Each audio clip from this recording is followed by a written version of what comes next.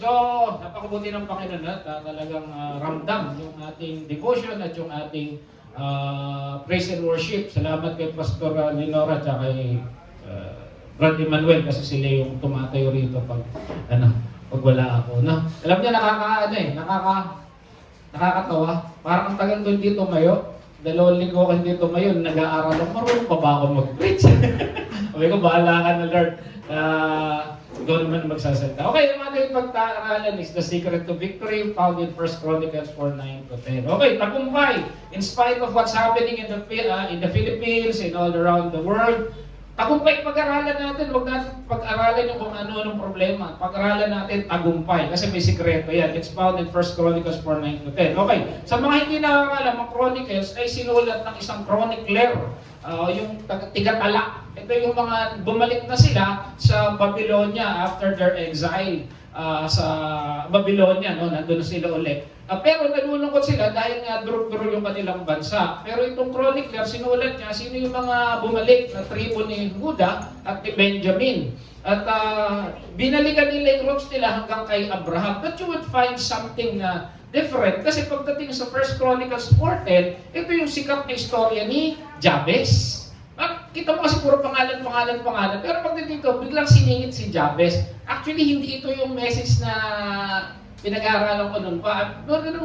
Nag-PowerPoint na ako. Ito yung lumabas. Sabi ko, may mensahe ang Panginoon dito sa storya ni Jabez. Okay, so 1 Chronicles 4:9, si Jabez ay higit na parangal kaysa sa kanyang mga kapatid. Si Jabez ang pinangalan sa kanya sapagkat kanyang ina, masyado akong nahirapan na pinangako siya. Okay, background ito. Sabi ko nga sa inyo, galing sila sa problema at ngayon nasa problema pa rin sila. At itong si Jabez ay pinanganak, na hirap yung nanay niya. So, background nito, puro problema. Amen? They're in a problem.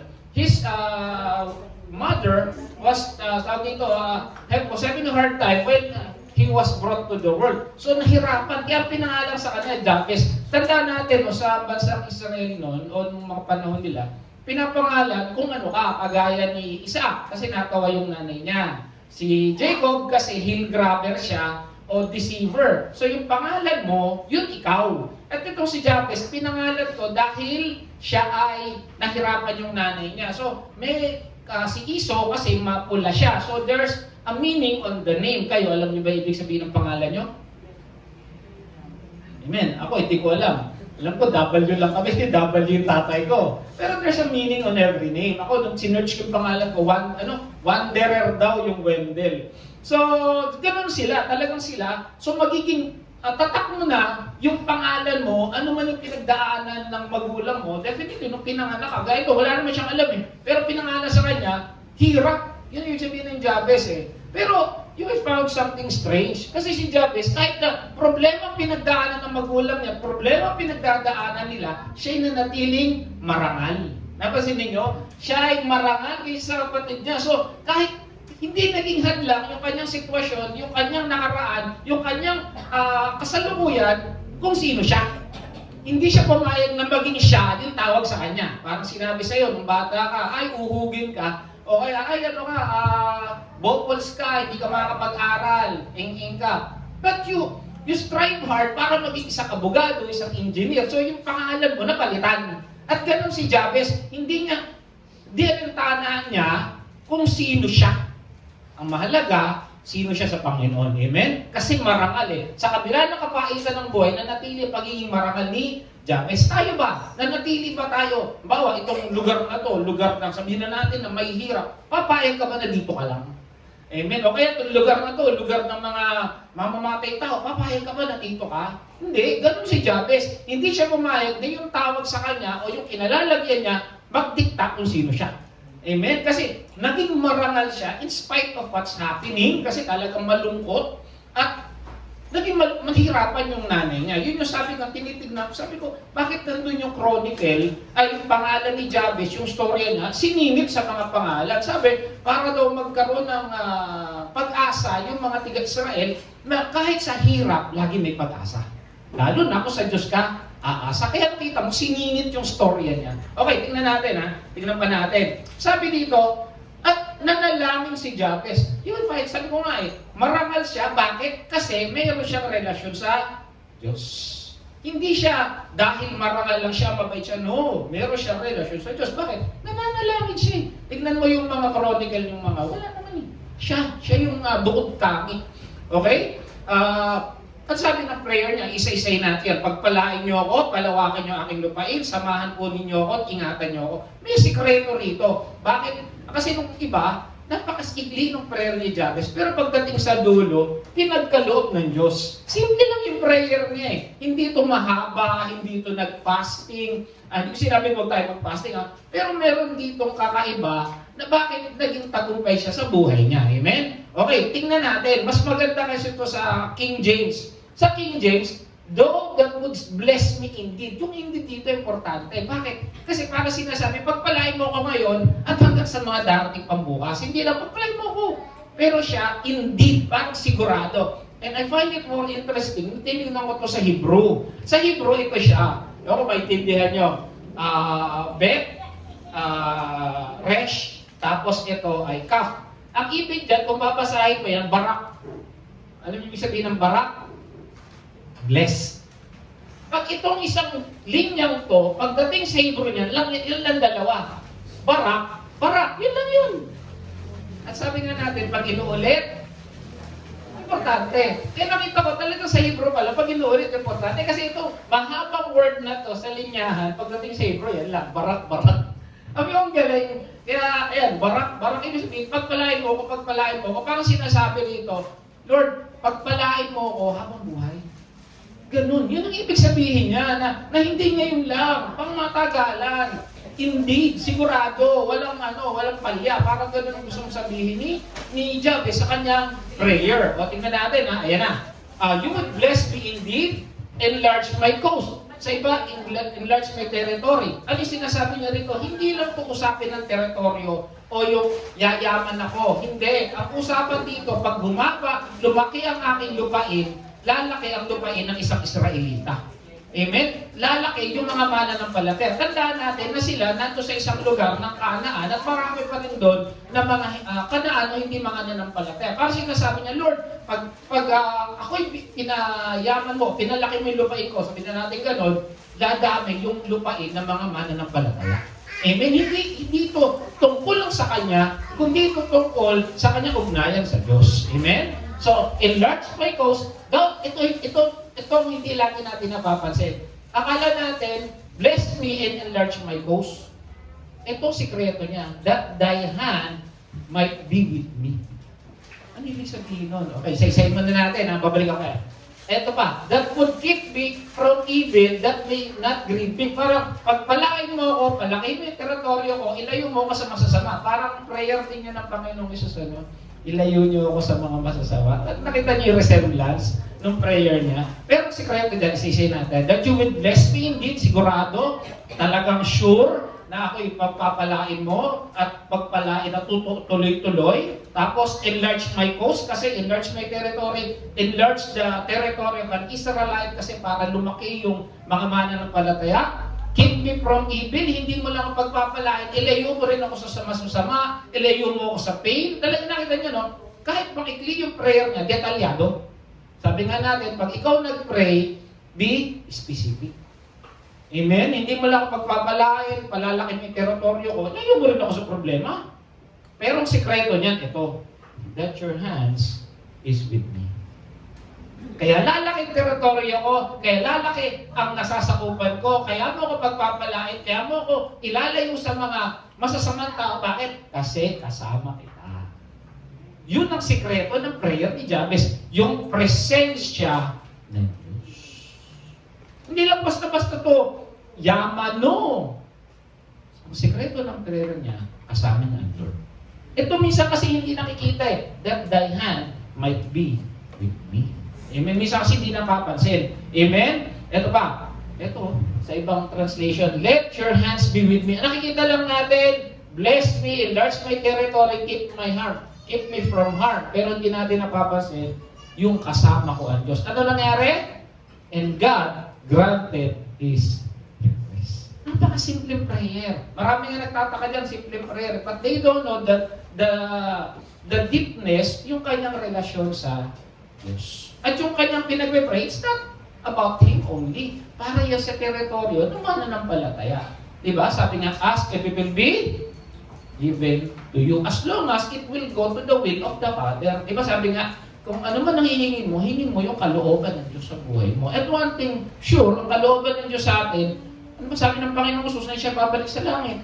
Tayo ay to make disciples of all nation. The same utos kay Eva at Adan, the same utos kay Noah, the same utos kay Jesus. Yun pa rin yung utos sa atin, to make disciples. At ibinigay ng Diyos kasi kasama niya ang Diyos. Amen?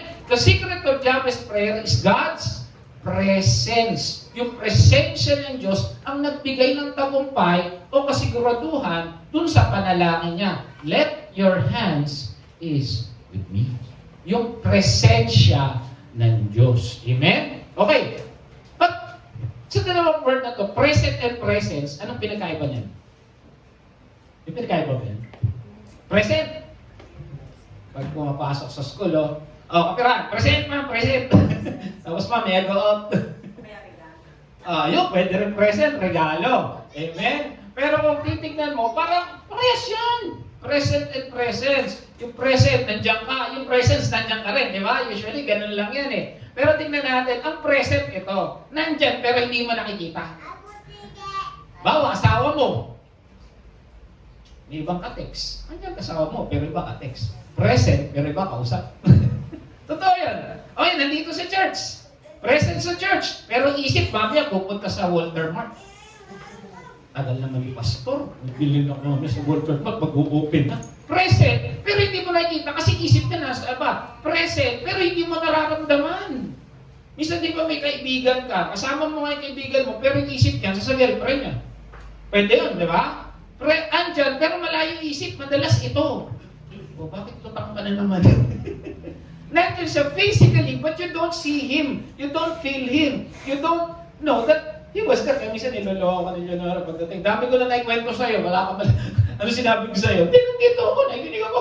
Ano kwento ko sa'yo? Ha? Nandun ako, pero yung isip ko, nasa trabaho. Nandun ako physically. Ano ba? Andyan, pero wala naman. Alam niyo yun? Or present, pero absent. Pwede ganun. Kasi nga, wala. Nasa school, nag-aaral, nag-log in ng attendance. Pero nung tinanong, lumilipad ang isip, may problema kasi ako sa bahay. Okay, masama pakiramdam ko eh. Ito nga, katabi mo, pero tulog naman. Tingnan mo yung katabi mo. Sa church, ganyan. Andito, pero tulog. Sa Zoom class, di ba may Zoom class kami? Nandun. Pag tinawag mo, tagal magsalita. Kasi ang isip, iba pala ginagawa. Nandun ka. Pero wala ka, yun yung present. Pwedeng ganon. Ang presence, iba. Ang presence, madalas ginagamit yan sa Diyos. Amen? Presensya ng Diyos. At yun na nagbigay tagumpay kay Jabez. Ito, tandaan natin, ang presence lagi inuugnay sa Lord. Kasi God is everywhere. He's omnipresent. He's everywhere. Nagsiservice tayo, million church na nagsiservice, nakasama siya ng anak ko ngayon, kasama siya ng anak nyo ngayon, kung may anak kayo sa iba pa, asawa mo nasa bahay, He's there. Because He's omnipresent. Yun yung isang katangian ng Diyos na hindi kayang agawin ng kahit sino man. Presensya ng Diyos. Pag may nag-pray doon, bibigay ng Lord agad dyan, nangihingi ng proteksyon because omnipresent. Ano ba? Nung dumating si Jesus, ano pinangala sa kanya? Amen. Ano ibig sabihin nun? Akon. God is with us. Amen? At ito pa, ano sabi ni Jesus? I will never leave you. Pwede na, I will never leave you. Okay na eh. Hindi kita iiwan. Pero hindi kita pababayaan. Ibig sabihin, nandun siya, binabantayan ka. Pansinin niyo to, no? Pansinin niyo lang. Ang Lord, siya lagi ang umaabot sa tao. Napansin niyo? Sino ang bumaba sa Garden of Eden? Si God. Hindi umakyat si Eva at Adan. Sabihin ni God, umakyat na lang kayo dito. Tako lang naman kayo. Hindi. Si God ang bumaba. Sabi nga kanina ni Brad Emmanuel, nagtago yung dalawa nung bumaba si God. Ibig sabihin, God is always reaching out for mankind, for humanity. Sinong kasama ni Abraham? Di ba? Bumaba rin yung may tatlong anghel. Nandun daw si kasama nila si God. Tapos sabi nga niya Tower of Babel, bumaba si God.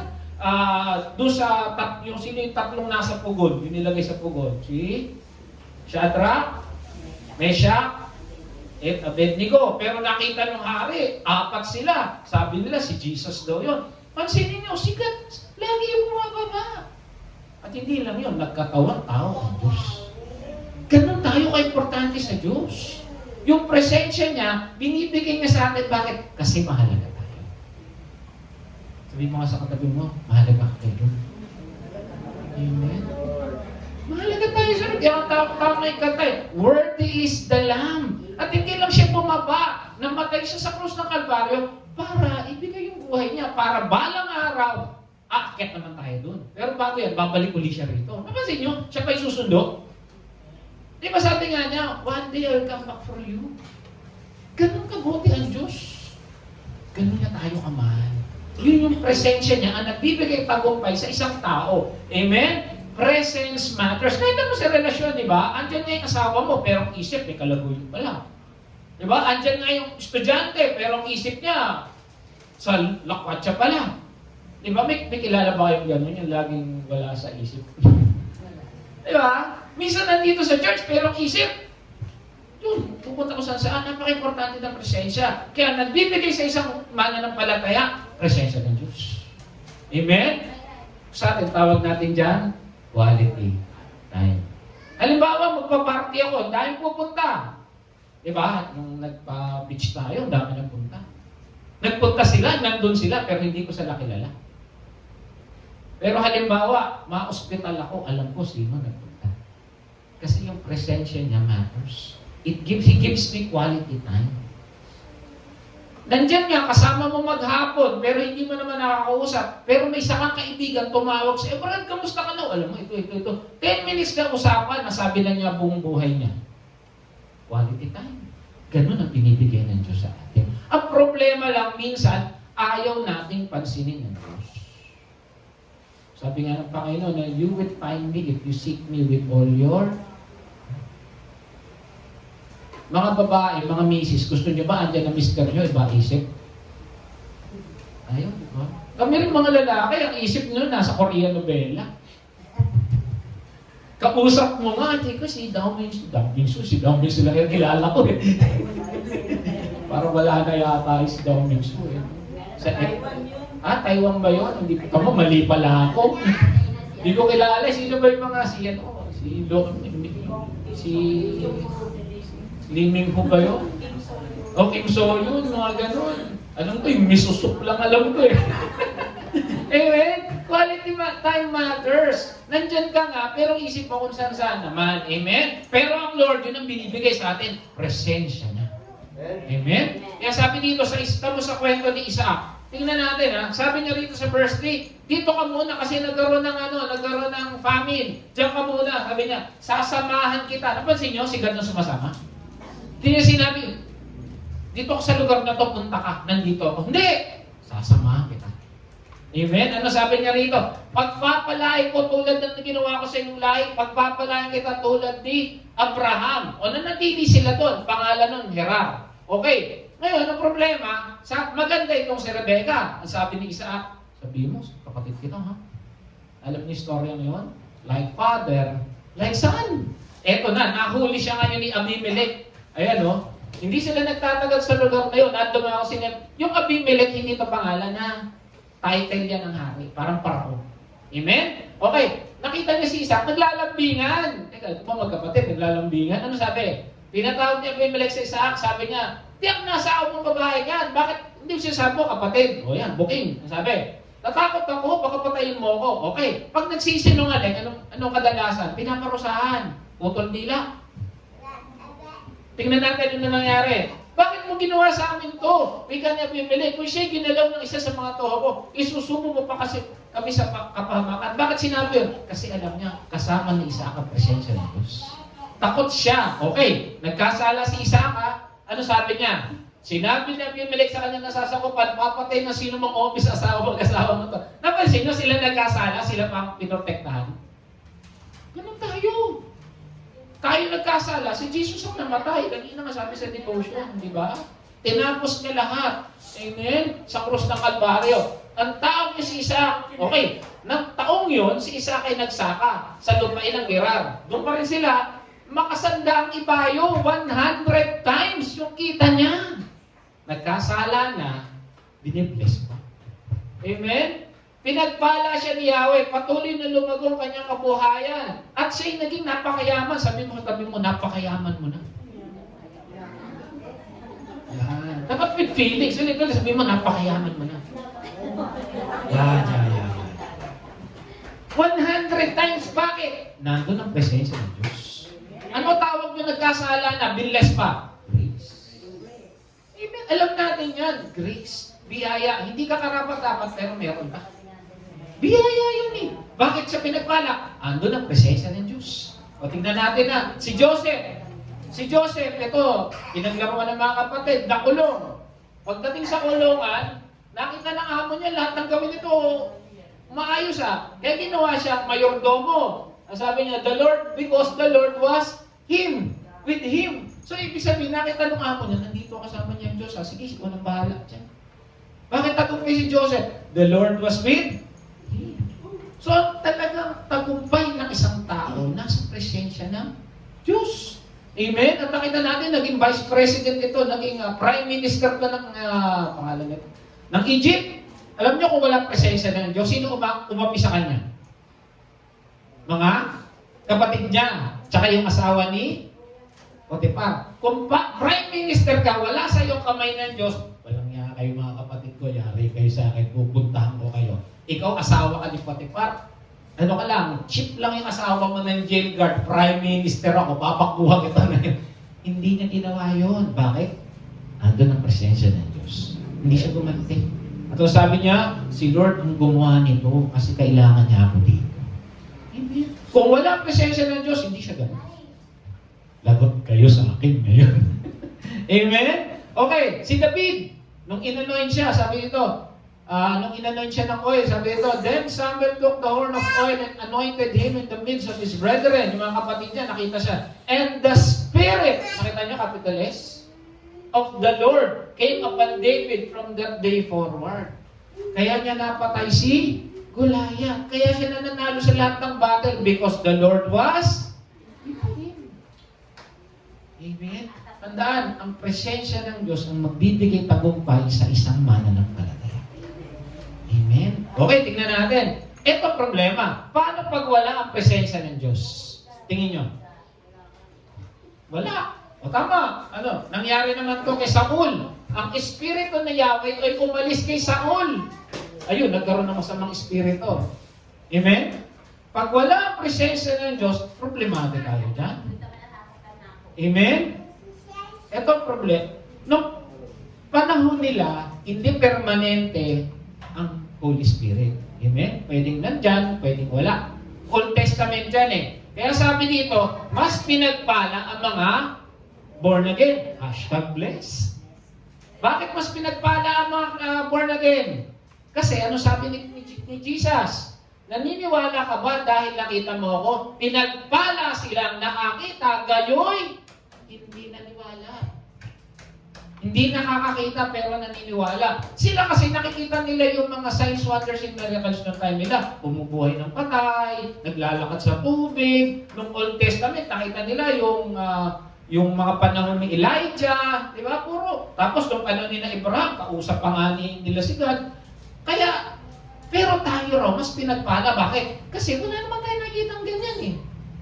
Kaya tayo mas pinagpala. Amen? Sabihin mo sa katabi mo, mas pinagpala ka. Amen? Bakit? Ito ang dahilan. Ito yung dahilan bakit tayo mas pinagpala. Dadalangin ako sa Ama upang kaibigan niya sa magpagtubay. Nakita niyo, capital K. Na magiging kasama niyo magpakay. Walang iwanan.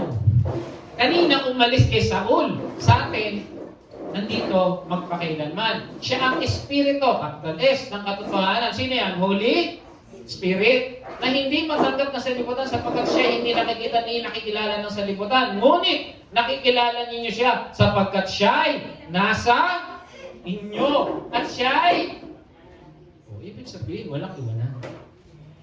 ang presensya ng Diyos nasa bawat mananampalataya, walang iwanan. Doon pa lang, wala nang burahan eh. Amen? At ano sabi? Kaya sabi sa Acts 1:8, sabi ni Jesus, huwag muna kayo umalis dyan hanggang di dumarating ang Holy Spirit. Magdating ng Holy Spirit, subalit tatanggap kayo ng kapangyarihan pagbaba ng Espiritu Santo. Ito to maganda. Yung Espiritu ng Diyos na nasa Old Testament, kasama ni na Abraham, ni na David, ni na Joseph, ang Espiritu ng Diyos na bumaba ng New Testament, yun ang Holy Spirit na nasa atin ngayon. Amen? Ito pa lang, tagumpay na tayo eh. Amen? Kaya tayo nakakatayo, tayo nakakakanta, tayo nakakatugtog. Dahil yung Espiritu ng Diyos ang nagpapagaling sa atin. Amen? Ngayon, tatanggap kayo ng kapangyarihan pagbaba ng Espiritu Santo at kayo magiging mga saksi ko. Meaning, kaya pala nakapagturo ng maayos si Sister Flor, nasa kanyang Holy Spirit. Amen? Kalubitin mo yung katabi mo, sabihin mo, nasa yung banal na Espiritu. Amen? Doon palang panalo na tayo. Amen? Ano sabi sa mga disciples? Nasa kanilang kapangyarihan ng Panginoon at maraming naniwala, sumunod sa Panginoon. So meaning, yung palang Holy Spirit, gagamitin, ginagamit tayo upang maghayag ng mabuting balita. O pag-pray ninyo nga pala, tayo magkakaroon ng evangelism drive. Baka April. Amen? At tayo hahayo bago uminit. Amen? Para mas tupad naman natin ating na committed. Kailangan lumabas din tayo dito sa church. Amen? Okay, so pag-pray ninyo yan. Kung gusto niyo, pag-fasting nyo pa. Okay? Mas maganda ipag-fasting. Okay. God's presence makes the difference. Yung presensya ng Diyos ang nagbibigay ng mas magandang bentahe sa buhay ng bawat isa. Tingnan mo yung katabi mo kung nasa kanyang presensya ng Diyos. Amen. Kitang-kita raw. Kaya tanda, if you have God's presence, sabi dito, kahit hindi ka tapos, kahit hindi ka mayaman, kung nasa yung presensya ng Diyos, tagumpay ka. Hindi ito nasusukat ng pinag-aralan, hindi ito nasusukat ng ari-arian, hindi ito nasusukat ng gwawapuhan. Yung presensya ng Diyos ang bibigay ng tagumpay sa bawat isang tao. Amen? Then pagdating ng dulo, wala lahat yan. Ang importante lang, nasa iyo ba si Kristo? Amen? Alam niyo, napakabuti ng Diyos. Ang dami nangyayaring kaguluhan dito. Kahapon, nag-BS kami. Kasama namin sa BS kasi, mga kapatiran sa Dubai. Karamihan na sa Dubai. Nagkakwento sila, kumakalabog na lang daw. Kapatid ko, nagkakwento rin sa akin. Kalabog daw, yun pala. Meron din silang alam niyo sa NDRRMO, yung tumutunog sa cellphone natin pag may bagyo, magbabaha, yung... Sa kanila ganun din, pag may marating daw na missile, titit, ganun daw. Minsan daw, tuloy-tuloy daw, titit. Taguan daw sila. Kapatid ko, lumalabas pa, pag daw, naghahanap sila ng shelter. Kumakalabog, sabi nga ni isang kapatiran, minsan di mo na nga raw alam kung yung kumalabog, pintubang binagsak, washing machine na kumalabog, yung pala rocket na raw pala. Amen? Pero alam niya, napakabuti ng Diyos. Bakit? Alam natin mangyayari yun tama hindi. Nabi sa Matthew 24, darating yung time na you will hear wars and rumors of wars. Nangyayari hindi. Sabi nga niya kahapon sa amin, hindi lang sa Middle East ang kaguluhan. Maraming lugar sa iba't ibang lugar ng bansa, mayroon din mga digmaan na hindi na natin alam. Masyado lang kasing focus ang Middle East, kaya natin alam kasi apektado tayo. Pero yung nangyari sa Ukraine at saka sa Russia, meron pa hindi pa tapos. At kung saan sa parte ng mundo, meron digmaan. Sinabi ba sa Biblia? Sinabi. Alam niyo, ang Panginoon, hindi yan tayo ginawang, yung nanguhula sa mangyayari. Nilagay na niya yan. Kaya ang sabi nga natin, we are in the end times of the end times kasi parami ng parami. Ito mas maganda. Kahit anong mangyari, alam natin anong mangyayari sa atin. Amen? Wala tayong katatakutan. Kasi bakit? Ang Diyos ang bahala sa atin. Pangako niya yan. Because His presence is with us.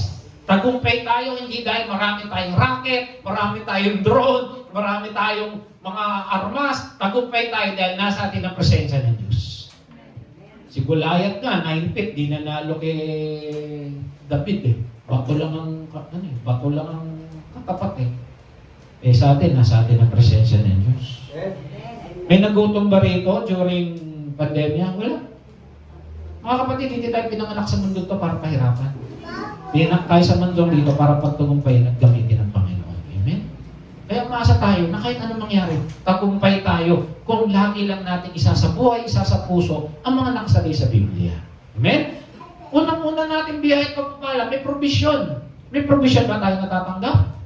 Hindi tayo ginugutom naman katabi mo kung gutom na yan. Mukhang hindi. Amen? Ano sabi sa Philippians 4:19? At buhat sa hindi maubos ang kayamanan ng Diyos, ibibigay niya ang lahat ng kailangan sa pamamagitan ni Kristo. Mula pagkabata hanggang ngayon, ano sabi ni David? Mula pagkabata hanggang ngayon, tumanda na sa kanang buhay ko'y walang nabalita na taong tapat. Sino yung tapat? Yung may Kristo. Ang Diyos na hindi nagpapabaya ang Diyos sa mga anak niya. Amen. Maaaring hindi tayo kasi yaman ng iba. Maaaring sinasakyan natin, Fortuner lang. Yung iba, Land Cruiser. Pero may sinasakyan tayo. Amen. Kami nga, kanina, hirap na hirap doon sa aming Fortuner. Kung ganun kami, kala mo nasa loob ng blender eh. Pag lumubak talaga eh, untog eh. Pero at least nandito kami. May sasakyan pa rin kami. Amen. Hindi pinag-uusapan kung aircon o aircon yan. Ang mahalaga, may sasakyan. Amen. Bakit? Pinoprovide ng Lord ng kailangan natin. Amen? Ito, ang anak niya maging hampas lupa. Hindi tayo hampas lupa, hampas biyaya tayo eh. Puro tayo biyaya. Amen? May problema, oo. Pero sabi nga kanina Sister Daisy, pagdadaanan mo lang yan, bukas tapos na. Yung sabi nung kanta, tapos na yun. Bago na ngayon. Bagong blessing. Kami-katabi mo, nakangiti na naman. Amen? Alam niyo mga kapatid, kaya lang tayo natatakot minsan. Ang pinapakain natin sa espiritu natin, problema. Kwento ng nangyayari, kwento ng nangyayari sa paligid. Hindi masamang alamin, pero dapat pakainin natin yung ating espiritu. Sabi nga, man cannot live by bread alone, but every word that cometh from the word of God. Mga kapatid, yung espiritu natin kailangan kumain. Kung pinapakain mo dyan, pinagpapasting mo lagi, hindi pinapakain ng salita ng Diyos, matatakot ka talaga. Pero pag pinapakain mo lagi ng salita ng Diyos, at hindi yung mga newsfeed, doon nakikita mo, puro problema, puro bomba, hindi ka matatakot. Bakit? Sabihin mo, alive. Dalawa lang naman yan. Ano ba pinapakain pa kaluluwa mo? Newsfeed o salita ng Diyos? Yun ang lagi mong mararamdaman. Kung lagi mong pinapakain ng salita ng Diyos yan, lagi ka nasa gawain, lagi kang nagpe-pray, lagi ka nagpapasalamat, nakita mo yung maganda sa buhay mo, alam mo, maayos, masaya ka. Kahit sabihin mo na hindi tayo ganun kayaman, pero nandun ang kagalakan sa buhay mo. Bakit? Alam mo, nandun yung presensya ng Diyos. Pero kung ipapakain mo dyan, newsfeed, balita, tapos yung mga tawag dito, yung mga TikTok, yung mga nagbablog, talagang mamulungkot ka. Ba't siya? Ang dami niyang likes. Ako, talagang nanay ko lang nag-like sa post ko. Di ba? Nanay ko lang, tsaka tatay ko nag-like sa... Amen? Sila kung ano-anong ginagawa, naglalaba lang, madaming likes din. Nalulungkot ka, pero pag ang ipapakain mo sa kaluluwa mo, sa salita ng Diyos, makita mo, pinagpala ka talaga. Amen? Kaya napaka palad ng isang mananampalataya. Alam natin yung nangyayari, alam natin yung mangyayari, alam natin saan tayo pupunta. Amen? Kaya wala tayong kakatakutan. Pangalawa, may protection tayo. Ano sabi sa 2 Thessalonians? Ngunit tapat ang Panginoon, siya ang magpapatatag at mag-iingat sa inyo laban sa... Kita nyo, capital M?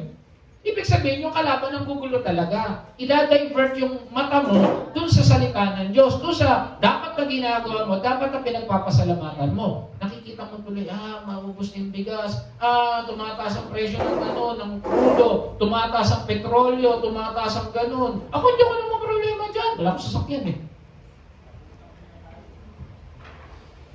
Sobrang hirap na nga, pati ang bus driver, nag-commute eh. Amen? Pero sabi ng Lord, protektado tayo. Yung masama, guguluhin talaga tayo. Sabihin mo sa masama, kahit ang anong gulo ng masama sa atin, panalo pa rin tayo. Amen? May dadaanan ka, syempre, nasa lupa ka eh. Pero asahan mo sa dulo, tagumpay ka pa rin. Dahil ko nga itong kinikwento eh. Kilala si Fernando po. Parang ako lang nakakilala. Fernando po, ayaw kay Coco. Si Fernando po, halos lahat yata ng pelikula niyan, laging panalo. Ama, kahit, biro mo, giniling na yung kamay niya, no? Sa Pepe Kaliwete, giniling na yung kamay. Pagdating ng baril, no? Kahit Dirpin, nabaril pa, unahan pa rin siya si Paquito Diaz, eh. Amen? Giling na ang kamay, Minsan, binarena na yung dito niya. Pag barilan, kahit hirap na hirap, nananalo pa rin. Bakit? Sa script kasi siya bida. Tayo, bida sa script, si Jesus. Asa si Jesus? Nasa puso natin. Di panalo ka rin. Kaya sabi nga sa Romans, we are more than Siya naghirap, tayo nanalo. Pero alam nyo, may nabalitaan ako. Di ba pinakain si Jesus ng ano? Side bet lang to.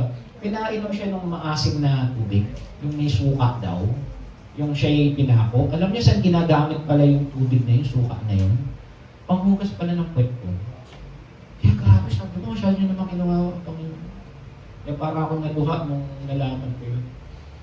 But still, Jesus endured everything. Bakit? Gusto niya balang araw, kasama niya tayo sa langit. Ganun tayo mamahal ng Diyos. Amen? And then pangatlo, we have power. Nasa atin ang kapangyarihan. Kaya sabi nga sa Acts 1:8, diba? You will receive power. Ang problema lang ito, hindi natin nararanasan yung manifested presence. Bakit? Kasi nga, kung ano na pinapakain mo sa katawan mo, pakainin mo na salita ng Diyos na malalakas ka. Magbasa ka ng Biblia, basahin mo yung Proverbs, basahin mo yung John, makinig ka ng preaching, mag-pray ka, magpasalamat ka araw-araw. Hindi mo po tignan yung problema kasi nandiyan naman talaga yan. Tignan mo kung gaano ka pinagpala ng Diyos. Siguro kung bibigyan ko kayo ng huwag ng typewriting, pad paper, mga blessing, siguro ang gabam yan, nagsusulat pa rin kayo. Tama, hindi. May blessing kayo, marami, tayo. Hindi lang natin naiisip, kasi naiisip natin, tumaas ang bilihin, 13 ng minimum. Magkano ba pamasahe dito sa tricycle? 80 na ba? O tamo, 80 na. Bukas 80 na yan. 80, 80 na. Tamo, sabi ko siya, tama ako eh. 80 ngayon, bukas 80 na. Tama, di ba? Okay, tanong. Naniniwala ka ba nagkatawan tao si Jesus? Okay. Naniniwala ka bang hinubad niya ang kanyang kapangyarihan na nagkatawan tao siya? Naniniwala kayo?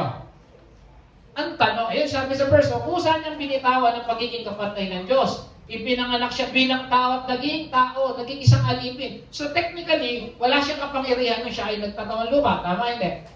Tama? Okay. Ang tanong, paano siya nakagawa ng miracle kung wala siyang kapangyarihan?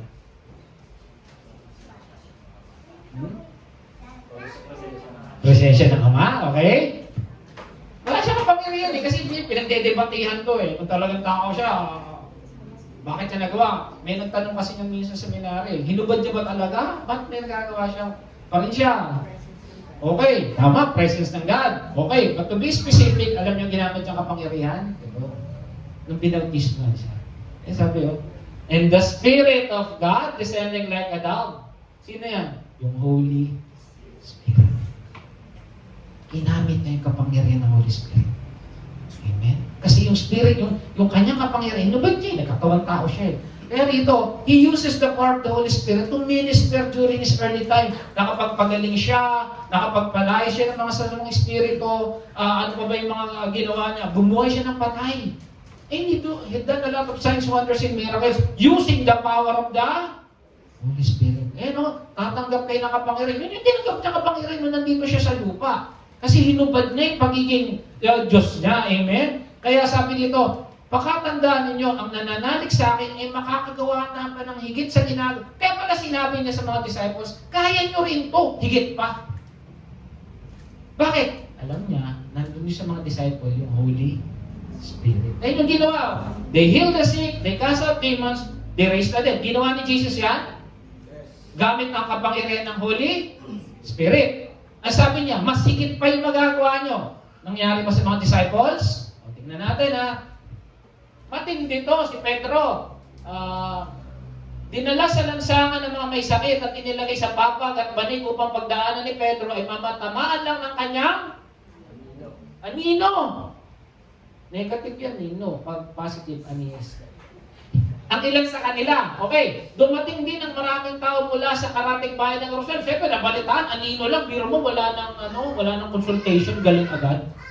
Wala nang stethoscope, galing agad. Anino lang, ang nangyari. Siyempre, nalaman, dalang kanilang mga may sakit at pinapahirapan ng masamang spirito. At gumaling silang lahat. Kaya sabi ni Jesus, makakagawa ka ng higit pa sa nagagawa ko. Bakit? You have the power of the Holy Spirit in you. My presence, God's presence is with you. Mga kapatid, yung presensya ng Diyos, yung Espiritu ng Diyos na ginamit ni Jesus na sa atin ngayon. Amen. Kaya we can do signs, wonders, and miracles. Kaya lang kasi, baka ayaw natin. Amen? Ay sabi niya, si Pedro, ayan, Pinalabas ni Pedro ang lahat ng siya'y lumuhod. Bakit nung namatay si Tabitha? Patay si Tabitha, anong ginawa niya? Binuhay niya. Sabi niya, Tabitha, bumaon ka. Dumilat.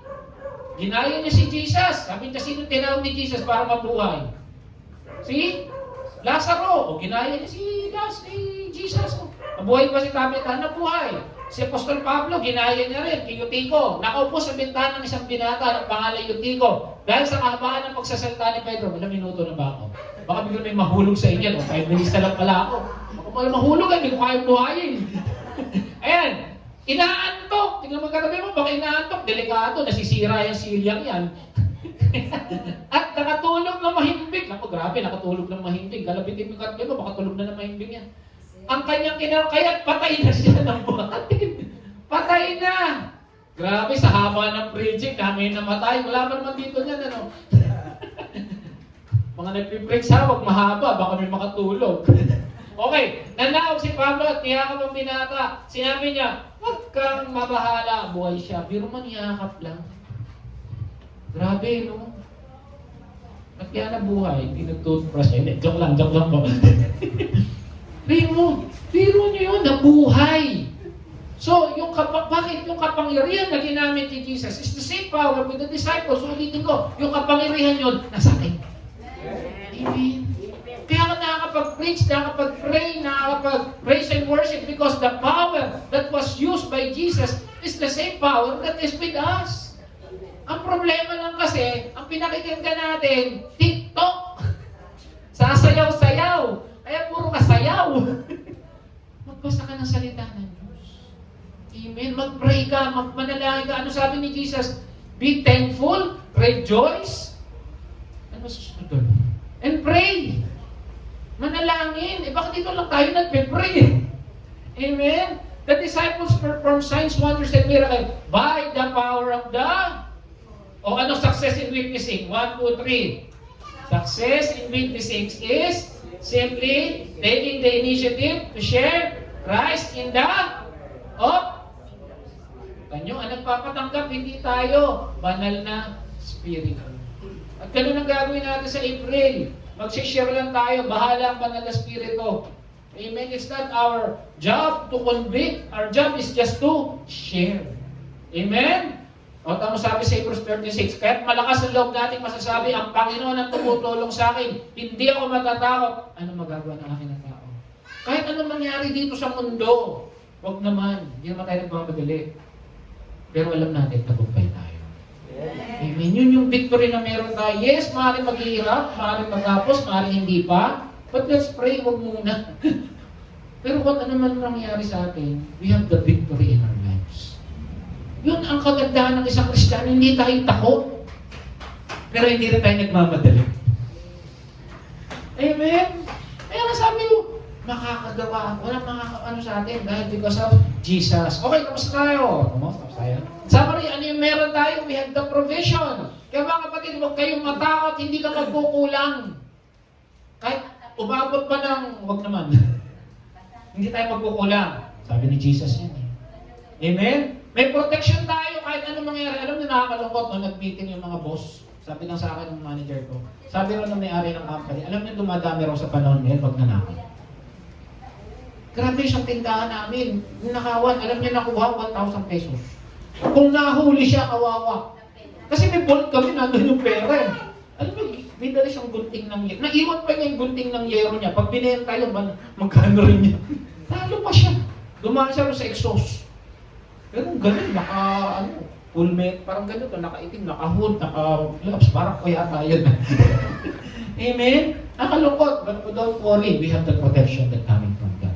Pero huwag naman tayo magpahara-hara sa gabi dyan. Nasa akin ang protection. Huwag ganun. Amen? And then lastly, we have the power. Diba? Yung kapangyarihan ng Holy Spirit ang ginamit ni Jesus. Kaya sabi niya, you can do much more than this. Amen? In the same power that is used by the disciples is with us. Amen? Nasa iyong kapangyarihan. Kaya kalabitin mo katabi mo, nasa iyong kapangyarihan. Grabe, parang batong-iding ang dating, no? Amen? And the secret of victory is the presence of God in your life. Again, sabi dito, ito maganda. Ito pala yung sikreto talaga. Bakit tayo tagumpay? Sabi ni Jesus, Sapagat si Jesus, ang umiibig sa akin ay tumutupad sa aking salita. So kung mahal mo pala si Jesus, sinusunod natin yung salita. Iibigin siya ng Ama at kami pupunta pa na. So ibig sabihin, hindi lang pala yung banal na Espiritu. We have the Father, the Son, and the Holy Spirit in us. Minsan lang kasi hindi natin sila pinakikinggan. Amen? Yun ang asamin natin. Ang marinig sila, ang maranasan natin sila lagi. Amen? Kaya wala sa tinapos, pinag-aralan, dami ng ari-aran o kayamanan ng tagumpay, kundi ang presensya ng Diyos nasa ating buhay. Yun ang success, yung nasa iyo, ang Espiritu ng Diyos. Amen? Hindi yung marami kang sasakyan, maganda nga yung bahay mo, kung saan-saan ka nga nagpupunta, pero magulo ang buhay mo. Pero kung nasa yung presensya ng Diyos, kapatid, tagumpay ka kahit anong mangyari sa iyo. Amen? Amen? Kaya sabi, ang tanong ito na, nararanasan mo ba ang presensya ni Lord sa buhay? Amen? Kung hindi pa, pray. Sabi, pray, be thankful, and rejoice. Yun ang gusto ng Panginoon. So yun lang, yun ang will ng Panginoon. Magpasalamat, manalangin, magalak. Amen? Be thankful, be joyful, and pray. Amen? Sabi tayo tumalo, payakpakan natin ang ating Panginoon.